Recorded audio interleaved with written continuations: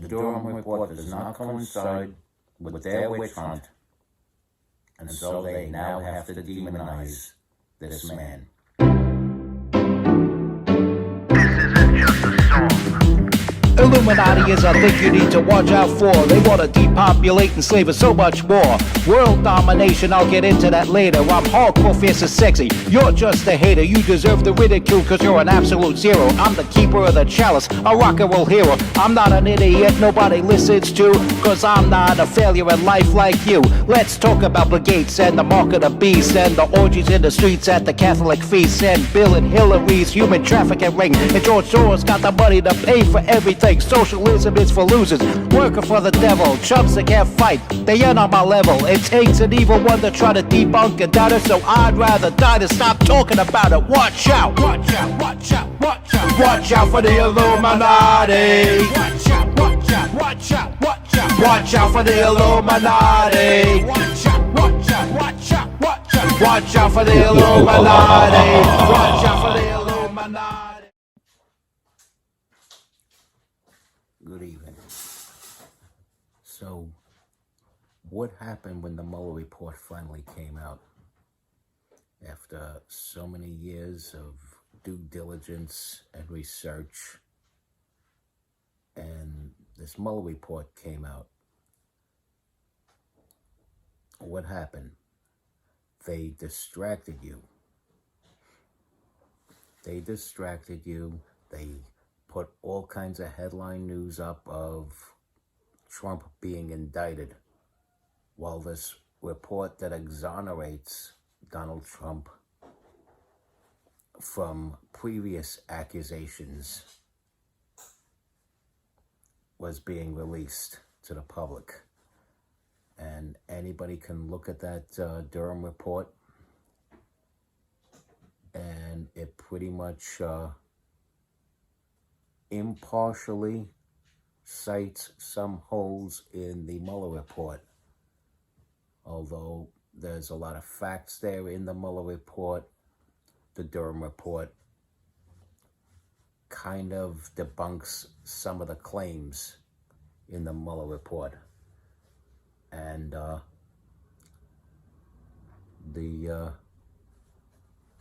left-handed side, or the left-handed path, didn't want you to know that. That's why they put out all these distractions of indictments and things like that, and how terrible it was for Donald Trump to go into a Cuban restaurant after being hit with these indictments and being greeted by Latin Americans who don't want this country to turn into a communist country. And you got people like Jake Tapper literally tapping his desk saying, I don't want to see this. I don't want to see this. He's making a spectacle of the country. No, these indictments are making a spectacle of the country, because I wholeheartedly believe that Donald Trump did nothing wrong. And so, while the $1 million makeshift submarine project didn't have enough legs to run on to distract people, and I do feel bad for those people who spent a lot of money and it ended up costing more than just their money, that it cost them their very lives in their attempt to explore and possibly raise the Titanic, which if I had the power and the equipment and the funding to raise that thing up off the ocean bed, I would make scrap metal out of it. I would melt it down and possibly make a Cadillac Escalade out of it and go cruising around Brooklyn in it. I would do that to the Titanic, not this submarine that these people unfortunately died in. But that's a whole nother subject.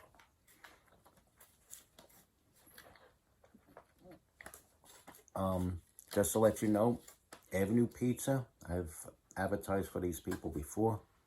They don't make just pizza. You get a good solid wholesome burger and fries from them. This is the Avenue Burger. It's made of a special recipe of theirs. And I order from them often. They deliver. They're located in Brooklyn, New York. You may see the address on the bottom of your screen. It's pretty good stuff. I'll try to refrain from stuffing my face with this food. I will try really hard at restraining from stuffing my face with this food, but it's pretty tasty stuff here. It's going to be very difficult for me to do, as you just now noticed. So, since they know that this submarine isn't distracting people enough, although I do feel bad for the people who died in this project, they focused on it solely, not for their concern for the lives of the people on board, although that would have been a noble cause to put something like that in the news. They're actually doing it as a distraction, because now all of a sudden,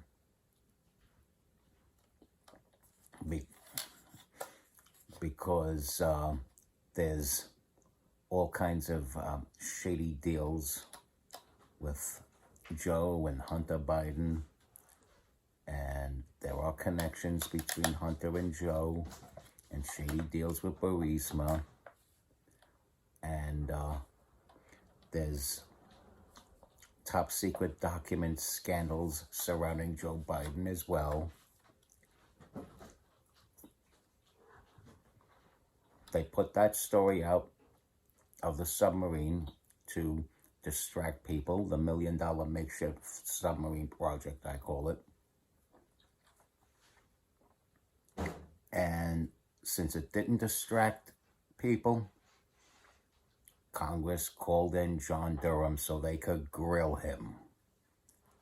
They could grill him, incriminate him, vilify him, demonize him, because he made this impartial report. This is not a guy that's on the take, like I suspect some of the Democrats in Congress are, like Adam Schiff and people like that. So because he made this impartial investigation and filed this report that does not incriminate Donald Trump, now he's being grilled as if he's a criminal. And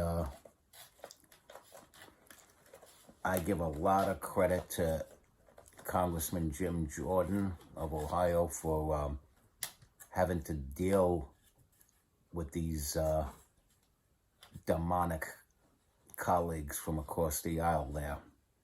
I give him a lot of credit for having the patience to deal with such blatant evil.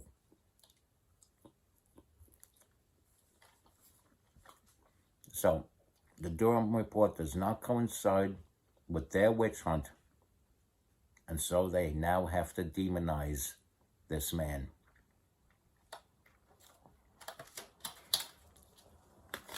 And you have some crazy, batshit crazy congressman from Tennessee grilling him and telling him how association with Donald Trump will change the way people think about him forever. Something along those lines. Those aren't his exact words, and I'm just paraphrasing. You know, like Adam Schiff likes to paraphrase. I'm paraphrasing his colleague from Tennessee there.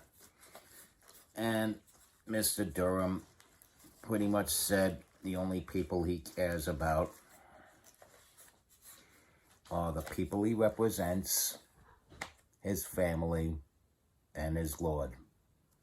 Praise the Lord for that one. And God bless John Durham for that one. That was a great comeback. And in this day and age, unfortunately, comebacks are necessary. in congressional hearings. It's a sad state of affairs, but when in Rome, as they say, when in Rome. And we're supposed to have a country with a more compassionate government than the Roman Empire.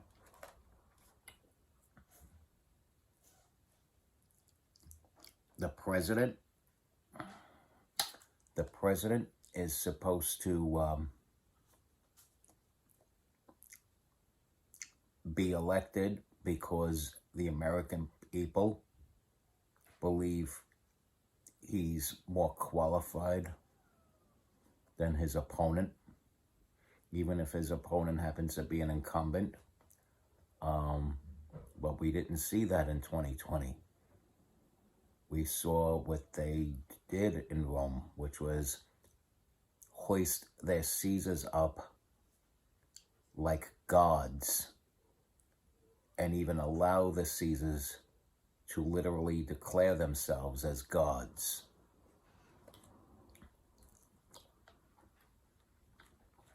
And I can't see being okay with that, since Joe Biden is a mortal man to begin with. But even if you took a human being and tried to hoist him up into sainthood of some sorts, why Joe Biden? Why this guy that fumbles over words and trips over objects that aren't there, who lost his marbles, and when he had them, he wasn't such a great guy to begin with. When this man was a clear thinker and a clear speaker, he put out that 94 crime bill. And the person that signed off on it, the President of the United States at that time, that signed it into law, was somebody that was loosely termed as the first black president, which was Bill Clinton. Of course, Bill Clinton is white, I understand that, but look up your history and you'll see that some people loosely termed him as that for all the nice things he did for the black people. Like what? Signed Joe Biden's 94 crime bill? A bill that Joe Biden used as a selling point to say some of these people are beyond the pale. Like he tiptoed around saying black people are beyond the pale. You see the little innuendo there? Melanin, pale, melanin. You see the way he tiptoed around that? He was a pretty clever guy when he had his marbles. And he used his wit and cunningness to self-serve. And as vice president, he used the last of his marbles to self-serve, to strong-arm the government of Ukraine to fire a special prosecutor that was investigating a company that awarded his son Hunter a high position that paid a whole lot of money for something he knew a whole lot of nothing about.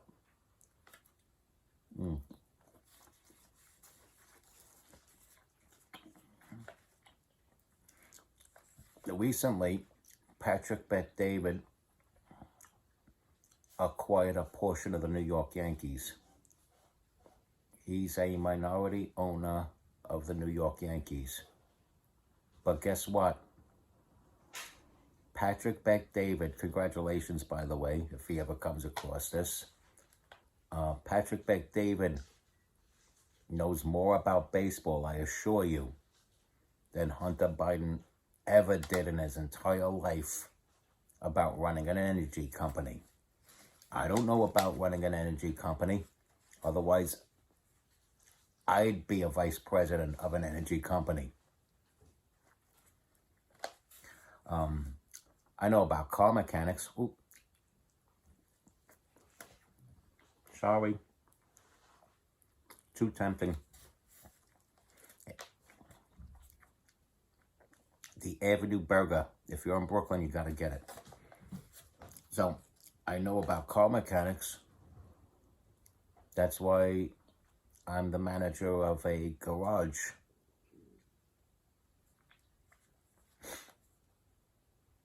That's why I ran other shops having to do with the automotive field. That's why I was a specialist in a chain of garages having to do with the automotive field.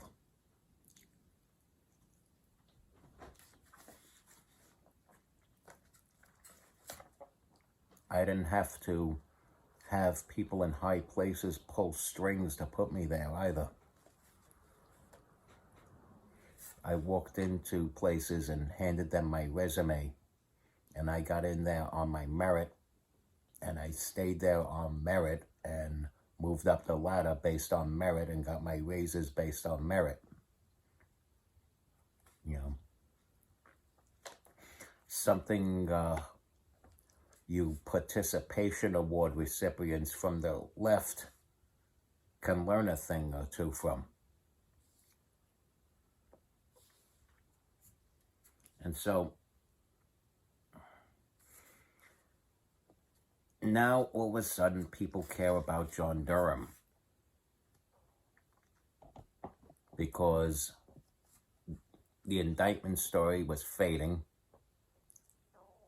and so they put out the $1 million makeshift submarine project story to distract people. That didn't work. They abandoned that story, and now they're going in on John Durham.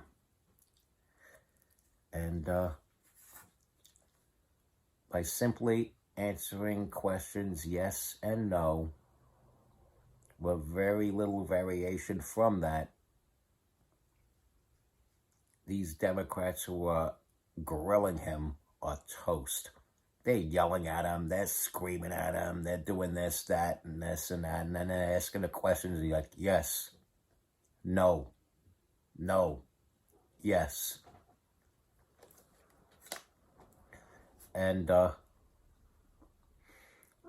there was a whole bunch of hands. There's at least 2 other people whose hands the money that eventually went to Christopher Steele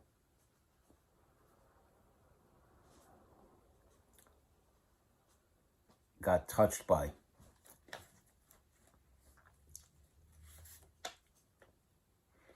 There was a person that paid another person to pay Christopher Steele to make up what Sean Hannity calls the dirty dossier.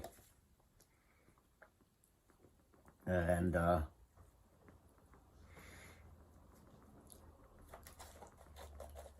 now, well, I'm not exactly Sean Hannity's biggest fan. He brings up a lot of good points, and I do respect him as a real journalist, even though he would be the first to admit that his show is an opinion show. And one thing we could agree on,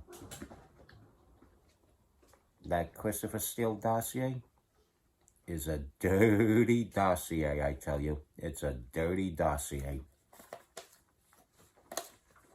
So we're going to see how these things unfold. We're going to see what happens. We're going to see if they're going to try to put John Durham in jail. They're definitely going to try to drag his name through the mud and discredit him. And they'll be as petty as to make fun of his goatee, saying that he's got too big of a goatee to be investigating the Steele dossier. And not that the Steele dossier is just too corrupt and a blatant lie and very misleading, and Steele should be in jail for that. No, they're not going to say any of that. They're going to make fun of John Durham's goatee. They probably started already. I might be late to the party with this one. All right. As per usual, respect God. Watch out for the Illuminati. Follow and share my content anywhere you see it. Stay strong. Please stay strong. And keep kicking that slang. It's your boy out here.